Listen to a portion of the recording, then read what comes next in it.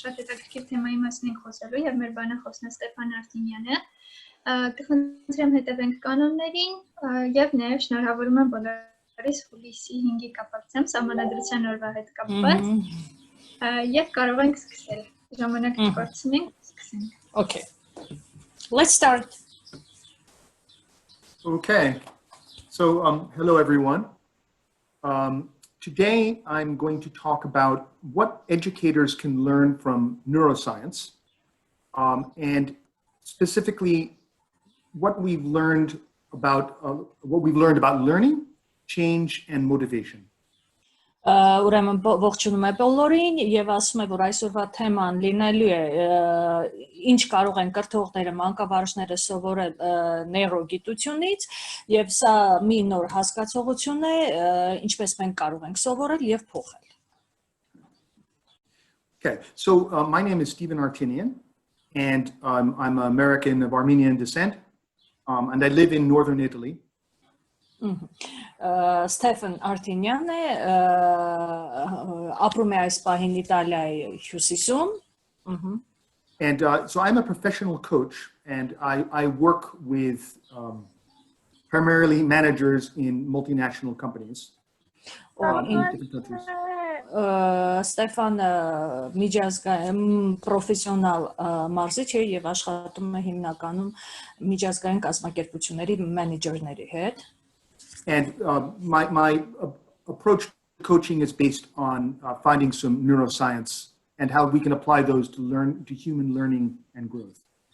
Եվ իր մոտեցումը հիմնականում կապված է նեյրոգիտության հետ, թե ինչպես այն կարող է մեզ օգնել սովորելու եւ փոփոխություններ անելու, բարելավելով, ուժեղացնելով մեր մտածելակերպը. So today we're going to go over, there are three main areas today. First, I'm going to explain 6 insights about the brain. Then we're going to look at the implications for learning and for educators. And then hopefully, I don't know, we'll have time for questions.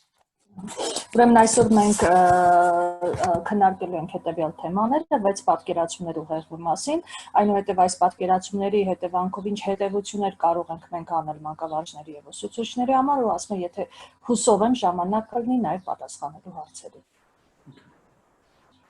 So the first part are 6 insights about the brain that were defined by David Rock at the Neuro Leadership Institute. David Rock studied a great body of research on, from the field of neuroscience, and he condensed this body of knowledge into 6 key insights about the brain that I'm going to present to you now. Ուրեմն այս սահմանումով 6 պատկերացումներ ուղեղի մասին արվել են հիմնական Դեյվիդ Ռոքի կողմից, որը բավականին մեծ հետազոտական աշխատանք է կատարել նեյրոգիտության շրջանում եւ այսպես ասած իր հետազոտությունները խտացրել է այս 6 հասկացությունների պատկերացումների մեջ, որը այսօր մեզ կներկայացնի Ստեփան. Okay. So the first insight is that the brain is a connection machine. And the brain continues to change throughout our lives, even when we're adults. Ուրեմն առաջին պատկերացումը նա է, որ ուղեղը կարծես թե միացնող, կապեր ստեղծող մեքենա է, եւ որ այն շարունակաբար փոփոխվում է ամբողջ կյանքի ընթացքում, անգամ երբ որ մենք մեծ տարիքի ենք հասնում. And this feature of the brain is called neuroplasticity. And Եվ ուղեղի այս հենց իր առանձնահատկությունը կոչվում է նեյրոճկնություն, նեյրոպլաստիկություն, նեյրոճկնություն. So the brain changes its structure and function through our thoughts and activity. And the main function of the brain is to identify connections and associations and links between pieces of information. Ուրեմն ուղեղը անընդհատ փոփոխում է իր կառուցվածքը եւ ֆունկցիաները մտածելակերպ եւ գործունեության միջոցով եւ ներքին գործառույթը ուղեղի դա կայանում է նրանում, որ նա ճանաչում է կապերը, ասոցիացիաները եւ կապեր է ստեղծում ինֆորմացիաների միջև. Right. So the brain loves patterns it's constantly seeking patterns, and it forms mental maps or circuits of connections between neurons in our brain. And actually, every thought, memory, or experience, ability, everything about you has been captured in this network of very complex maps in your brain. Ուրեմն ուղեղը սիրում է օրինաչափությունները եւ մշտական ձևով փնտրում է օրինաչափություններ եւ կարծես թե ուղեղը ստեղծում է մտքի քարտեզ, հա, ուղեղի քարտեզ է ստեղծում եւ մտքերը, հիշողությունները, ունակությունները, որակները կապված են իրար, բաղկացած են կապերի լայն ցանցից, իսկ այս ցանցերն էլ իրենց հերթին կապված են քիմիական եւ ֆիզիկական ուղիներով իրար հետ, կապը անընդհատ ստեղծված է. And so learning can be viewed as creating new maps, creating new neural pathways, creating new connections. Եվ հետևաբար սովորելը կարծես թե հանդիսանում է ուղեղում, ստեղծում է իր համար ուղեղը ստեղծում է նոր քարտեզներ, նոր կապեր, սովորելու ընթացքում, այսինքն նոր նյութը երբ որ սովորում ենք, կարծես նոր քարտեզ ենք ստեղծում, մեկ այլ քարտեզ մեր ուղեղում. So as a result of this feature, no two human brains are the same. Եվ արդյունքում այս առանձնահատկությունների արդյունքում մենք կարող ենք ասել, որ մարդկային ոչ մի ուղեղ երբևէ նման չէ երկրորդին. So each person, each individual has a unique set of maps, of neural maps, based on their own life experience. And for some activities, for example, moving the hand or breathing, those neural networks are very similar. But at a deeper level, when it comes to our values, our beliefs, our motivations, the neural maps for each person are very, very different. Ուրեմն ասում եմ, որ մեզանից յուրաքանչյուրը ունի յուրահատուկ նեյրոքարտեզների ամբողջականություն, որը հիմնված է մեր կյանքի փորձի վրա։ Ասում եմ ճիշտ է, ավելի մակերեսային մակարդակում, ասենք ձեռքը շարժելը կամ շնչելը, հիմնականում էր այդ նեյրոնային քարտեզը, այդ ուղիները, ինչպես է դա արվում կապերը, հիմնականում նույնն են, բայց երբ որ արդեն գնում ենք ավելի խորը մակարդակի վրա, այսինքն ինչ վերաբերում է մեր հավատներին, մեր արժեքներին, մեր սովորություններին, ապա դրանք ամբողջականորեն տարբեր են. And according to the neuroscientist, famous neuroscientist named John Ratey, has said that the brain is the most complex object in the known universe, and that there are more ways of connecting the neurons in the human brain than there are atoms in the known universe. Ուրեմն ասում է հայտնի նեյրոգիտության ներկայացուցիչներից մեկը Ջոն Ռեյթը ասել է, որ մեզ հայտնի տիեզերքում ամենաբարդ օբյեկտը դա ուղեղն է եւ ասում է ուղեղի կապերը, նեյրոնների կապերը շատ ավելի շատ են, քան ատոմներինը. Yeah, so that's 300 trillion or 300 million dynamic connections in constant flux, which means that for each one of us, there are unlimited possibilities of experiencing the world. Ասում է եւ կարող ենք ասել, որ կան 300 տրիլիոն դինամիկ կապեր անընդհատ հոսքի մեջ, հոսք է կատարվում անընդհատ, եւ հետեւաբար սա մեզ համար հնարավորություն է ստեղծում, անսահմանակ հնարավորություն է ստեղծում զգալու աշխարհը, տեսնելու զգալու աշխարհը. Now, so the brain hardwires everything it can. So hardwiring means that the brain forms permanent connections. Yeah, I had a difficulty for trying this word, but then came that like it creates connections. Permanent connection. Yeah. Permanent. Ուղեղը ասում է մշտական կապեր է ստեղծում այն ամենի մեջ, ինչի մեջ այն կարող է. Yeah. So the question is, so why does the brain do this? And the reason is that when we think of the human brain, we normally think of only one part of the brain.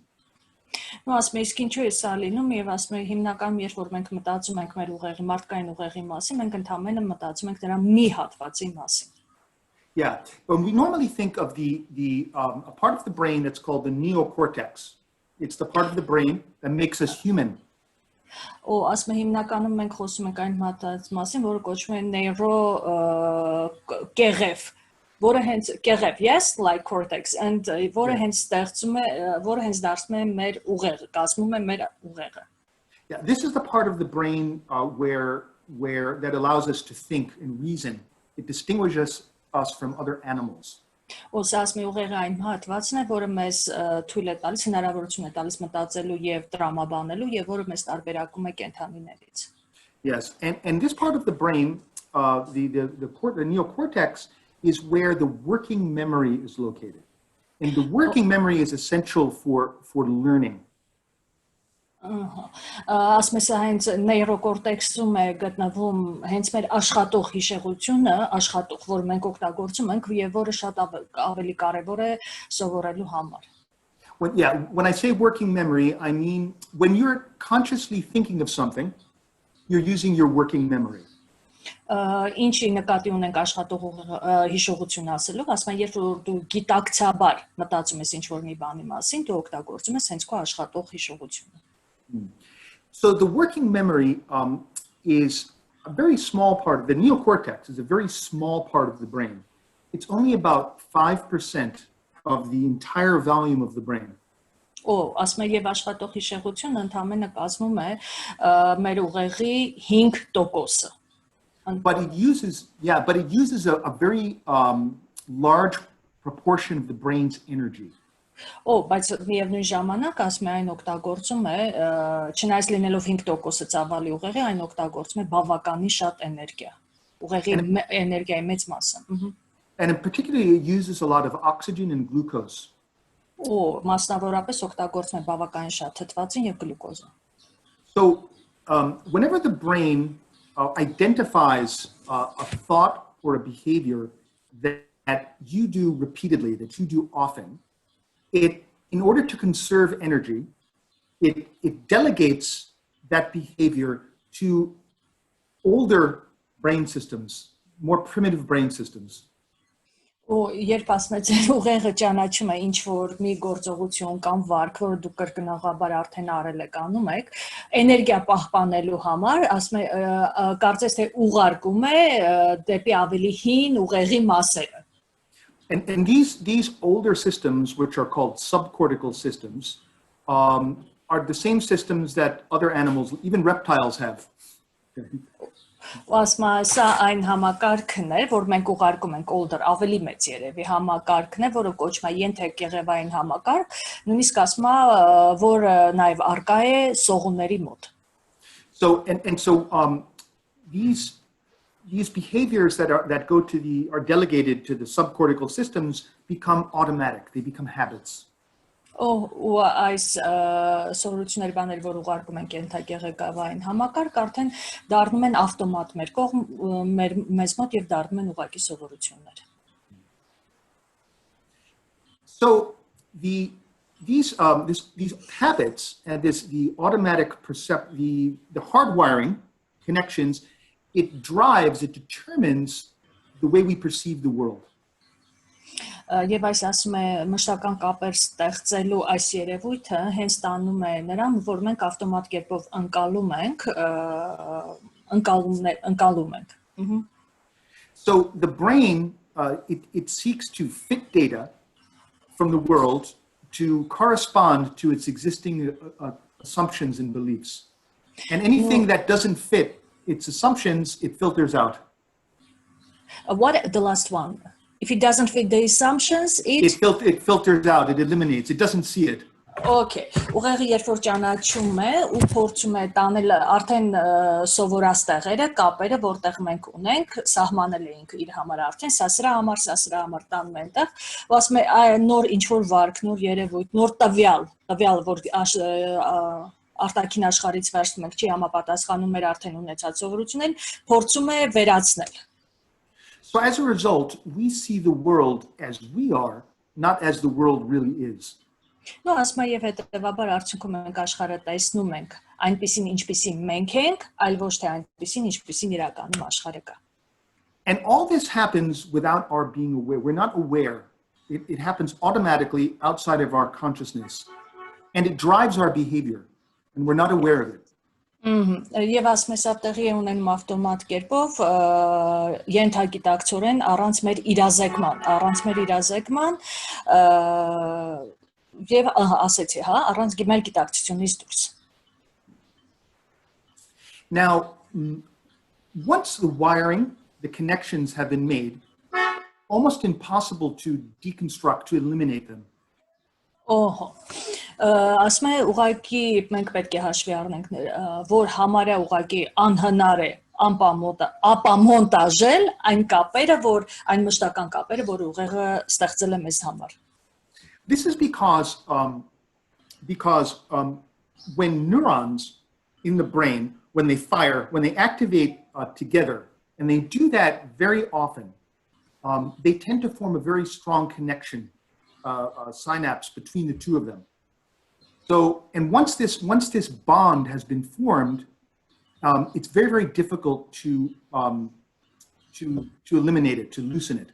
Սա հենց պատճառը նրանում է, ասում են, երբ որ նեյրոնները, նյարդերը, այսպես ասած, ակտիվանում են միասին եւ այդ կապը ստեղծվում է, բավականին ինքը ամուր կապ է ստեղծվում, նրանք շատ հստակ կապվում են իրար հետ եւ ուղղակի անհնար է լինում դրանք ուղղակի վերացնելը. So what this means is that trying to eliminate a problem often just reinforces the problem because we're focusing attention on the existing networks, and it just causes them to link together even more strongly.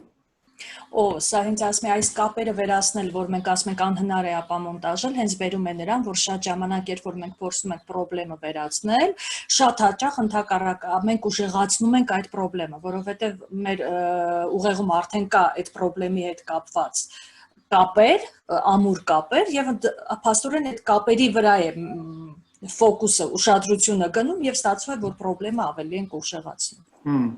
And this explains why often the conventional ways to change habits and behavior don't work.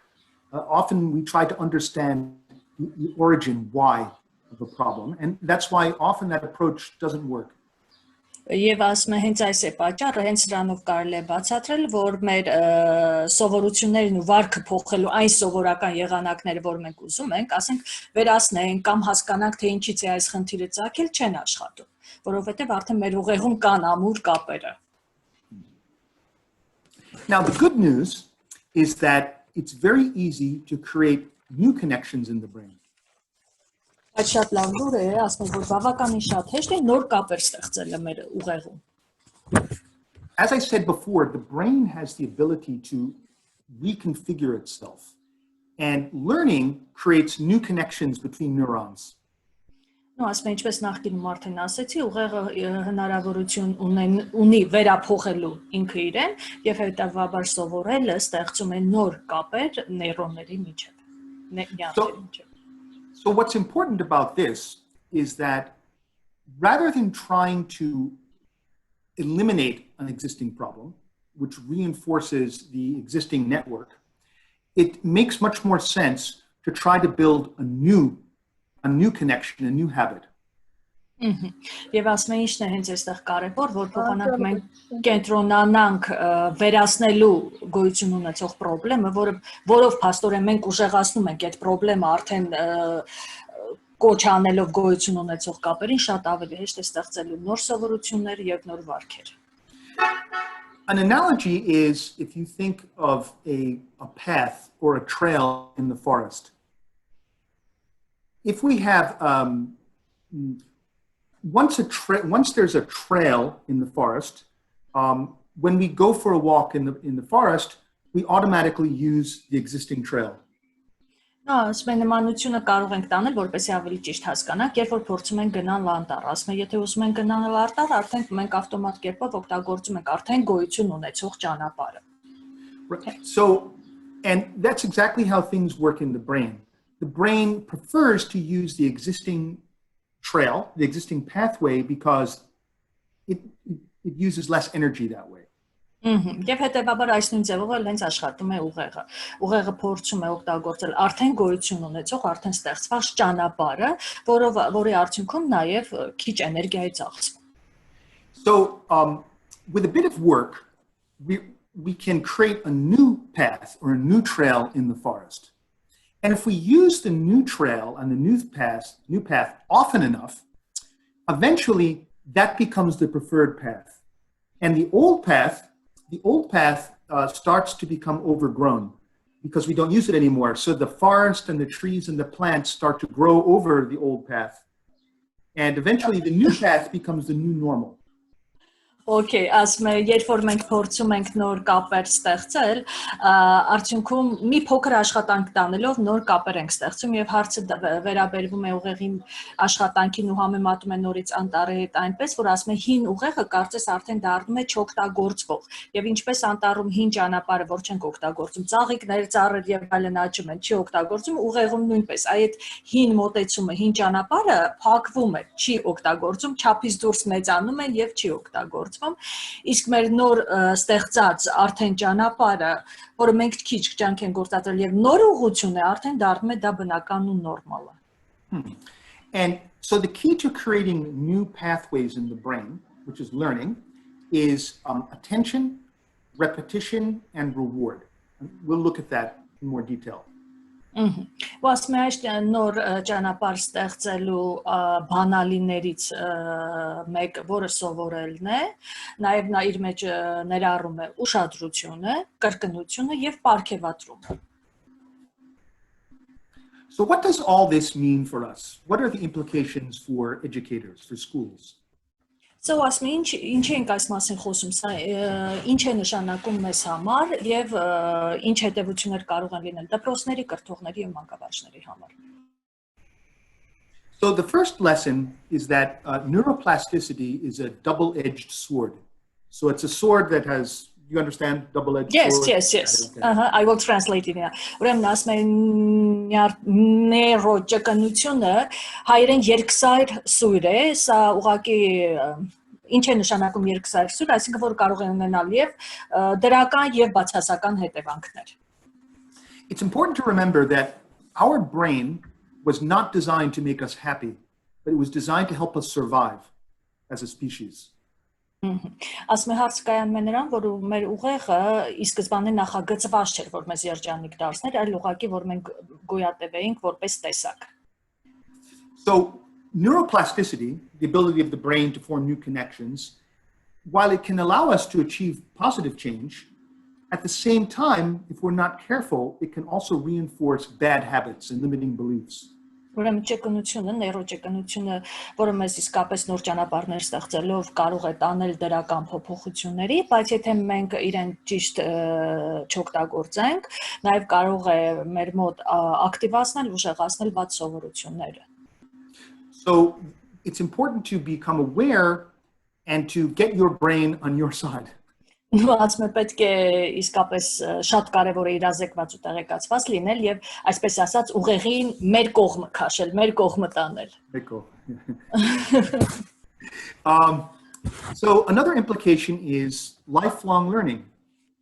So as I said before, the brain changes its own structure through thought and activity. And as a result, it means that age is not a barrier to learning.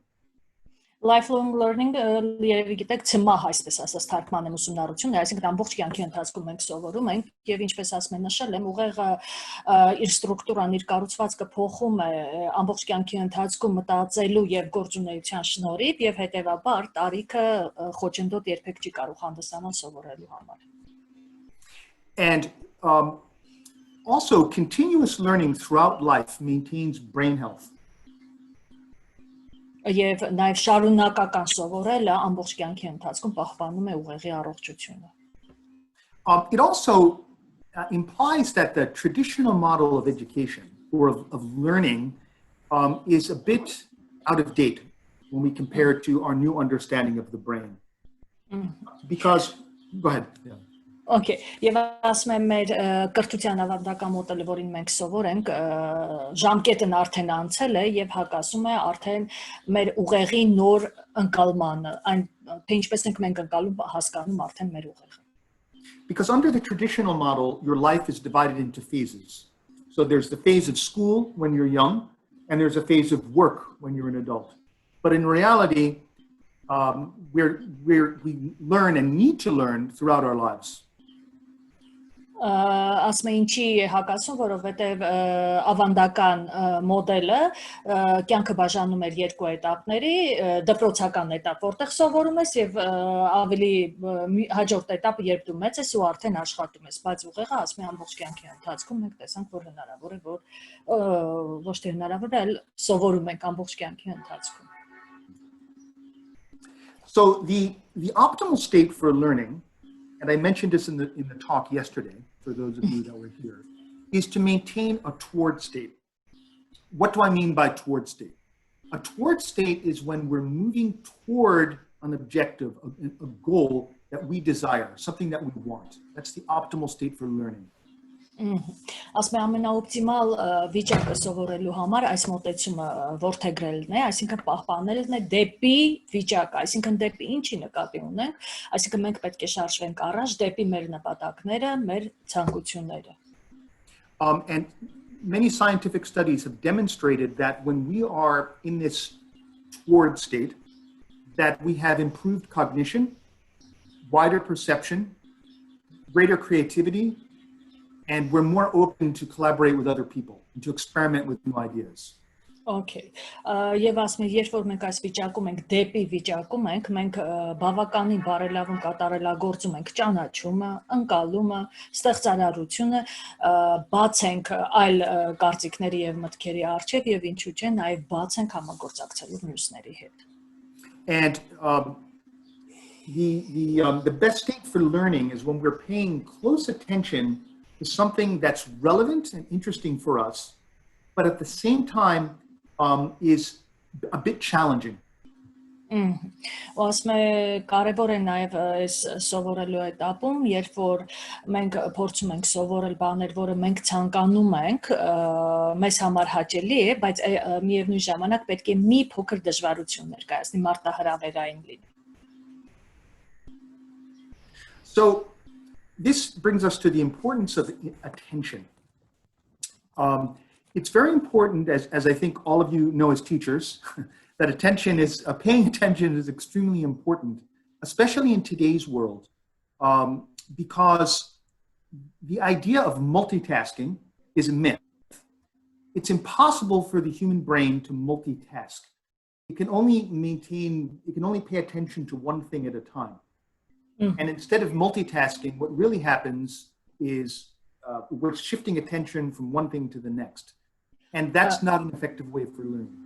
Ուրեմն այսօր ասում եմ մենք բոլորս ուսուցիչներ ենք այստեղ հավաքված եւ բոլորս էլ գիտենք ինչ կարեւոր մեծ նշանակություն ունի ուշադրությունը այսօր, հատկապես մեր դարաշրջանում, երբ արդեն մենք շրջապատված ենք multitasking-ով. Multitasking-ը գիտեք, երբ որ միևնույն ժամանակ կատարում ենք մի քանի աշխատանքներ։ Սա ասում է էֆեկտիվ չէ սովորելու ընթացքում, որովհետեւ մենք չենք կարողանում մեր ուշադրությունը կենտրոնացնել մի բանի վրա, անընդհատ շեղվում ենք մի բանից մյուսն ենք գնում, իսկ ուղեղը միաժամանակ չի կարողանում այդ մի քանի գործը անել եւ հետեւաբար գնում է։ Եվ հենց սա հիկաշարի վերնագիրը attention density, այսինքն ուշադրության խտություն, ես ավելի շատ կթարգմանեի երևի կենտրոնացում։ And as I said before, what's very important to maintain attention that the content is relevant and interesting to the learner.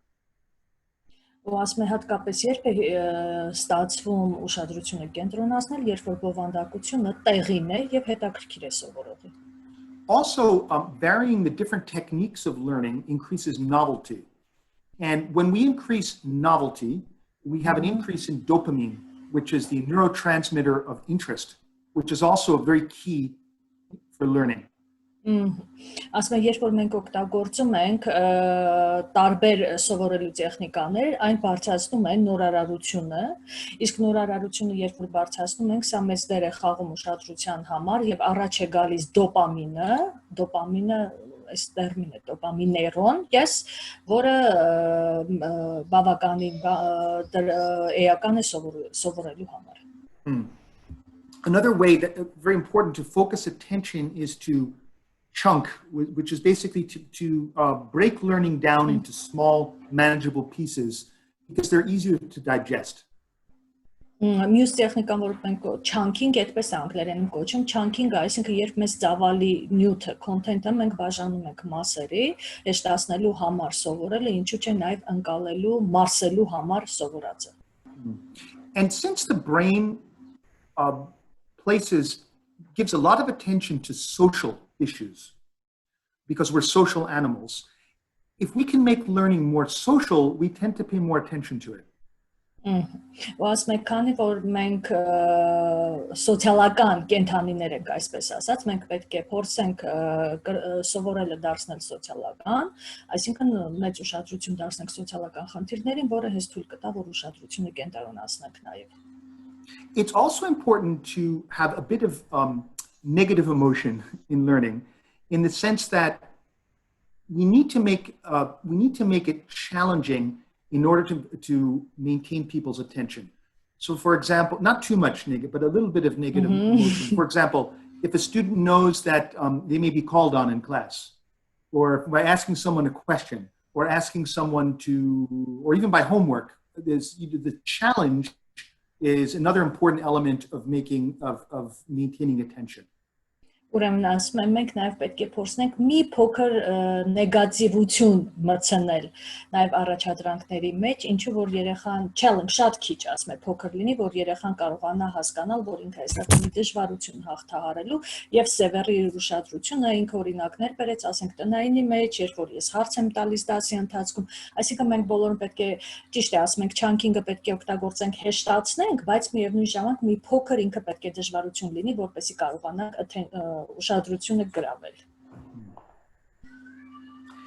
Another implication is that we need to teach people how to learn, which we call self-directed learning. Ասում եմ մյուս հետևանությունը, որ մենք պետք է անենք, մենք պետք է սովորացնենք, ինչպես մարդկանց ինչպես սովորեն, որը նաև այսպես ասած կոչում ենք ինքնուրույն ուսուցում. So, since each brain is unique, that means that in order for people to learn, they need to make their own connections. Քանի որ յուրաքանչյուր ուղեղ յուրահատուկ է, հետևաբար ասում եմ ոչ մի ճիշտ մեթոդ չկա եւ յուրաքանչյուրը իր համար պետք է սովորի, նեյրոկապեր ստեղծի իր համար. Now, the brain is more like a distributed network than a hard disk. Ասում եմ ուղեղը բաժանված distribution ծերված ինքը ավելի շատ կապ է, քան ասենք թե կոմպյուտեր. Right, exactly. So memories are stored across these vast webs of data across the brain. And the more associations we have to a particular memory, the thicker the web and the more we can recall. Ու ասում է հիշողությունը տեղադրված է այս հսկա կապերի մեջ եւ ինչքան շատ մենք ասոցիացիաներ ենք կարողանում գտնել, այնքան մենք մեր հիշողության մեջ, այնքան մենք շատ բաներ ենք կարողանում վերհիշել. So a key to learning is we need to activate a part of the brain called the hippocampus. If you don't have a hippocampus, you can't remember anything. Okay, ասում եմ ու կարևոր բանալի բաներից է, որ մենք պետք է անընդհատ ակտիվացնենք մեր հիփոկամպուսը։ Հիփոկամպուսը ես նայեցի, ասի այն հատվածն է, որը պատասխանատու է հիշողության համար։ Եթե մենք չենք ակտիվացնում, ասում եմ մենք չենք կարողանում հիշել։ So in order to activate the hippocampus, the learner needs to map the new information from the outside world, and they need to form a map between that new information and their existing knowledge. And when they do that, they form a new map, but they need to do that in a way that works for them, that's unique to them. Ասում եմ, որպեսզի ակտիվացնեն հիպոկամպուսը, նորից եմ ասում, այդ հիշողության համար պատասխանատու հատվածը, մենք ասում ենք նոր սովորած նյութը, արտաքին աշխարհից վերցրած նյութը պետք է արդեն հարմարեցնենք մեր ուղեղի ներսում գտնվող knowledge-ին, քարտեզին, արդեն քարտեզ ունենք ստեղծված, քարտեզին, բայց ասում է, այսպես ինչ որ հստակ ձև բոլորի համար չի կարող լինել, որտեղ ամեն մեկս մեզ համար պետք է գտնենք այդ քարտեզը հարմարեցնելու ձև, որտեղ մեր յուրաքանչյուրիս ուղեղը յուրահատուկ. So this implies less passive learning, less repetition or listening, and more active learning. And in active learning, we're encouraging the learner to generate associations, and so to evaluate the meaning of information and compare it with their existing knowledge. This generation, and we can do this through questions, visualization, by having them discuss with other students, drawing mind maps. It's very important to get the learner to generate their own meaning. They need to create ownership of the material they're learning. Ասում է, սա հետևաբար ինչ է, ենթադրում, որ մենք պետք է ավելի пассив սովորելուց, որը իր մեջ ներառում է կրկնությունը, լսելը, անցնենք ավելի ակտիվ սովորելու, այսինքն ակտիվ սովորելու, որ կարող ենք մենք քննարկումների միջոցով անել կամ ստացած ձեռքբերած նյութը մենք պետք է գնահատենք, առավելություններ ու թերությունները գնահատենք կամ ասենք ստեղծենք mind map-եր, ուղեղի քարտեզներ, այսպես որ գծե քարտեզներ ենք ստեղծում ու ասում է մենք այսինքն պետք է դառնանք տերը, բայց յուրաքանչյուրս մեզ համար մեր ձևով եւ դառնանք տերը մեր քարտեզի եւ այդ ձեռք բերած գիտելիքի։ Also, the spacing the learning, we talked about this before, chunking down, breaking down a larger task into several smaller tasks makes it seem much more manageable and achievable for the learner.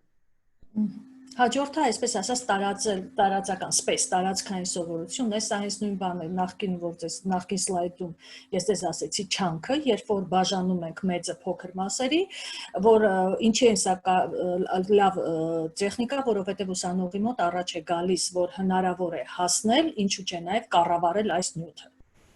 It's also important that that it's better to do a little bit of learning every day than to have one large block of learning once a week when it comes to long-term memory. Better 15 minutes a day than 2 hours once a week. Okay. Ասում եմ եւ հենց շատ ավելի լավ է, եթե մենք անում ենք ամեն օր փոքր հատվածներով սովորում ենք, ասենք օրինակի համար ասում եմ ամեն օր 15 րոպե, քան թողենք շաբաթվա մեջ մի օր 2 ժամ. And this is because with spacing, the brain has time to digest the new information and to form new connections. In fact, the brain continues to form these connections even while you're sleeping. Ու ասում եմ ինչի է սա կարևոր, որովհետև սա հնարավորություն է տալիս այդ փոքր մասերը, որ մեր ուղեղը կարողանա մարսել եւ ստեղծել կապերը, ավելի հեշտ ու կարծես մեր long term երկարաժամկետ հիշողության մեջ դա պահպանվում է։ Ու ասում եմ անգամ ուղեղը կապեր է ստեղծում այն ժամանակ, երբ դուք քնած եք. And also forgetting is good, because when we are forced to retrieve the new information, then we actually strengthen the connections. Եվ ասում եմ նաև մոռանալը նույնպես շատ լավ է, քանի որ երբ որ մենք փորձում ենք թարմացնել նոր ինֆորմացիան կամ վերականգնել նոր ինֆորմացիան, մենք ուժեղացնում ենք արդեն կապերը, նոր կապերը. It's also important to consider the power of emotions in learning. The brain perceives social pain the same way it perceives real pain. Ասում եմ նաև պետք է մեծ ուշադրություն դարձնել էմոցիայի ուժին սովորելու մեջ, որովհետև ուղեղը ընկալում է սոցիալական ցավը, ինչպես իրական ցավ, ես ուղղակի բացատրեմ ինչ է սոցիալական ցավ. I want to explain what social pain is. Սոցիալական ցավը դա այն է, երբ որ դու հասարակության կողմից կարող ես մերժված լինել կամ կարող ես ասենք ինչ որ սիրած էակի կողմից մերժված լինել կամ խմբի կողմից մերժված լինել, սա ինձ հանդիսանում է սոցիալական ցավը. Yes, when someone feels, for example, a threat to their status, or they feel like they've been excluded from the group, what the brain perceives that as a threat, and the same brain regions are activated as when they're experiencing an actual physical threat. Հենց ասում եմ, երբ որ ասենք դու զգում ես մերժված հասարակության որևէ խմբի կամ կողմից, ուղեղի ցավի այդ զգայարանների համար պատասխանատու հատվածը դա ընկալում է որպես ֆիզիկական ցավ։ Կարծես թե որ ֆիզիկական ցավ պատճառային քեզ. So we know that the brain tends to give more attention to threats than rewards. And we also know that learning something new, trying something new, can generate a threat response in the brain. Ինչի որովհետև ասում եմ մենք գիտենք, բարձել են, որ ուղեղը պատասխան է ուղարկում ավելի շատ սպառնալիքներին, եթե զգում է սպառնալիք կա, քան բառերին։ Հետևաբար ասում եմ նոր բանը, որ պետք է սովորես, դա ուղեղը ընկալում է որպես սպառնալիք. So if we want to help people to learn, we have to reduce this threat response they have to learning new things. And Please. Ասում եմ, որպեսզի մենք որ ուզում ենք հենց ինչ որ մարդիկ նոր բան սովորեն, մենք պետք է քչացնենք այս սպառնալիքի պատասխան, այսինքն չպիտի սովորելը նոր բանը, հանդիսանան սպառնալիք ուղեղի համար։ And there are several ways to do that, but one way is to focus our attention on what they're doing well and how they can do more of it, as opposed to focusing on what they're not doing well and how they can improve. Okay. Ու ասում եմ հենց մի շարք տեխնիկաներ կան, այսինքն ասեցի, որ սա չդիտարկեն նոր գիտելիքը չդիտարկվի որպես սպառնալիք, նո ասում եմ ամենատարածված ձևերից կամ մեկը նա է, որ մենք ասում ենք կենտրոնանանք նրա վրա, թե ինչը սովորողը ավելի լավ է անում, տանք դրական հետադարձ կապ, քան ի տարբերություն ֆիքսվեք, թե ինչը լավ չի անում եւ ինչպես բարելավի դա։ And so for an example for this is when we're learning something new, we tend to go through this cycle. Երբ օրինակի համար ասում եմ, երբ որ մենք մի նոր բան ենք սովորում, այս ցիկլն է գործում մեր մեջ։ So let's imagine, remember when you were learning to drive a car or ride a bicycle. Պատկերացրեք, ասում եմ, երբ որ դուք սովորում եք կամ հեծանիվ քշել կամ մեքենա վարել։ So in the first stage, the unconscious incompetence, you're very happy because you don't know that you don't know how to drive. So it's not a problem. Ասում եմ, start այս ներքևի հատվածը նայեք, ասում եմ, այստեղ առաջի սկիզբը համարում ենք չգիտակցված ոչ կոմպետենտություն, ասում եմ, որտեղ դուք շատ երջանիկ եք, որովհետև չգիտեք ինչպես վարել մեքենան։ Yeah. Then one day you decide, I want to learn to drive a car. And you try and you realize it's really, really difficult and you don't know how to drive a car. And you've passed into the stage of conscious incompetence. You're aware of your incompetence. And this particular phase there are very strong negative emotions here. You tend to feel frustration, maybe fear, anger, awkwardness, confusion, embarrassment. These are some of the negative emotions with the conscious incompetence. Սա կոչվում է գիտակցված ոչ կոմպետենտություն, ասում եմ, սա հենց այն этаպն է, որ դուք որոշում եք, որ պիտի մեքենա սովորել, քշեք ու տեսնեք, որ չեք կարողանում, դժվար է, ու ասում եմ, սա հենց այն նեգատիվ էմոցիաների ամենամեծ շրջանն է, որտեղ դուք կատաղություն եք զգում, շփոթվածություն եք զգում, ոչ նորմալ վիճակում եք զգում, անհարմարություն եք զգում, ամենանեգատիվ մասերն է, երբ որ գիտակցաբար զգում եք, որ դուք կոմպետենտ չեք։ In the next then eventually you learn you're able to drive, but you really have to think about it a lot. So this is conscious competence. So you're able to drive, but you have to think about turning right. You have to think about accelerating. You have to think about slowing down. So it requires a lot of effort on your part. And in this stage, the emotions tend to be feelings of accomplishment, achievement, and excitement. Արդեն երրորդ этаպում գիտակցված կոմպետենտության վիճակն է, երբ որ դուք արդեն ասում եք կարողանում եք քշել մեքենան, բայց այս этаպում դուք պետք է շատ մտածեք, ասեք մտածում եք աճ թեքենք, մտածում ենք վաղցեկենք, դանդաղացնենք, արագացնենք, այս этаպն է, բայց նաև այստեղ գալիս է մի բան, ասենք ավարտման զգացում, հասանելիության զգացում, երբ որ դուք հասել եք ինչ-որ մի բանի, երբ որ դուք ավարտել եք մի որևէ աշխատանք, դրական զգացումներ, այսպես ասած։ And in the final stage, when you've learned to drive a car, you enter the stage of unconscious competence, which is the stage of mastery. So this is where you're able to drive the car without thinking about it. It's intuitive, it's automatic, no effort has been required. And what's happened is this activity has become hardwired. It's become part of the subcortical system, so you're not aware of it anymore. Արդեն վերջին этаպը, երբ որ ասում եմ ոչ գիտակցված կոմպետենտություն է, երբ որ դուք արդեն վարպետացել եք, շատ լավ քշում եք, այլևս պետք չի մտածել քայլերը անելուց առաջ, եւ հետեւաբար սա արդեն դարել է այն պահը, որ խոսում ենք մեր ուղեղում, երբ որ ստեղծվել են այս կապերը, արդեն ամուր ու մենք անում ենք արդեն ավտոմատ ինտուիտիվ ձևով։ Եվ հենց այս այն կապերն են, որ արդեն ստեղծվել են ու մեր ենթակեղևում արդեն ամրացված են։ Now, on this learning journey, the mindset that we have is very, very important. There's a psychologist named Carol Dweck who did 20 years of research on children and adults. Ուրեմն այս ասում է սովորելու ճամփորդության ճանապարհորդության մեջ շատ մեծ կարևոր դեր ունի մտածելակերպը հետազոտողի անունն ասես չեմ հիշում որ թարգմանեմ բայց ասեց բավականին մեծ հետազոտություններ է արել երեխաների եւ մեծահասակների շրջանում. And she discovered over a 20-year time period, a longitudinal study, that your conscious and your unconscious beliefs about your own abilities affect your success. They determine your success. So the people who have a fixed mindset, which is basically, I can't get any better, they don't get any better because they don't try.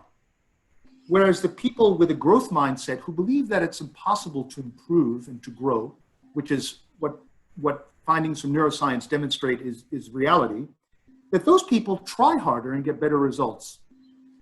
Ոյ, ասում է ուրեմն 20 տարվա հետազոտությունների արդյունքում դուրս է բերվել այն փաստը, որ գոյություն ունի այսպես ասած ֆիքսված մտածելակերպ եւ աճի մտածելակերպ։ Ֆիքսված մտածելակերպը հանդիսանում են այն մարդիկ, ովքեր գիտակցաբար իրենց հավատների հանդեպ են եւ ասում են մենք այլևս տեղ չունենք աճելու, մենք այլևս ավելի լավը չենք կարող անել եւ ասում են չեն կարողանում ավելի լավը լինել։ Եվ մյուսը, երբ որ աճի, այսպես ասեց մտածելակերպն, երբ որ մտածում են, որ մենք կարող ենք ավելի լավը լինել, ավելի լավ բաներ անել ու իսկապես նրանց հաջողություն է։ Ու ասում են, այ հենց այս մոտեցումից, այս մտածելակերպից է, որ որոշ մարդիկ կյանքում լինում են հաջողակ մարդիկ, իսկ մյուսները արդեն կյանքում հաջողության չեն հասնում, որտեղ ունեն ֆիքսված մտածելակերպ։ And sorry, ինձ շատ դժվար է ընդհատել, բայց որպեսզի ժամանակի մեջ կարողանանք տեղավորվել, կխնդրեմ արդեն անցնենք ամփոփելու։ Վերջինն էր սա։ Սա վերջի սլայդն է։ Ահա։ Շատ Verchin, okay, last slide. No, they wanted to conclude. I said that this is the last slide. Yeah. I was going to finish on this slide as well. Yeah. No, the most important takeaway here is that many American schools actually teach this in school now, the difference between the fixed mindset and the growth mindset. And the difference is really with the fixed mindset is the idea that intelligence and ability can't be changed, that it's determined, there's nothing you can do about it. Whereas by nature, exactly. In the growth mindset, the idea is that intelligence and talent can be developed. And the people who actually believe this do better. Եվ ասում է այն որ ձեզ հետ տուն տանեք այդ գաղափարը որ կուզեմ որ դուք սովորացնեք դպրոցներում այս ֆիքսված մտածելակերպի եւ աճի մտածելակերպի տարբերությունները ու հասկանան որ ֆիքսված մտածելակերպին է որը որ մտածում է որ խելացիությունը եւ տաղանդը կայուն են եւ երբեք չեն կարող փոխվել դա բնության կողմից է տրված չի տանում երբեք հաջողության մինչդեռ ովքեր որ մտածում են աճի մտածելակերպի կողմնակիցներն են նրանք միշտ էլ ասում են որ խելացիությունը եւ տաղանդը միշտ էլ կարելի է զարգացնել In fact, one idea, Carol Dweck says that rather than giving students a grade on a test in terms of a test score, she prefers two grades, either yes or not yet. Oh, ասում է անուն նորից ասես չհիշեցի, նա ասում է փոխարեն ձեր տեստերի վրա գնահատականներ դնեք, ասենք 20 տղական գնահատականներ, դրեք երկու բան, այո կամ դեռևս ոչ. So, yeah, I don't know if we have time for questions. I'm sorry I went over. No, I didn't think so. Okay, yeah. No, it is okay.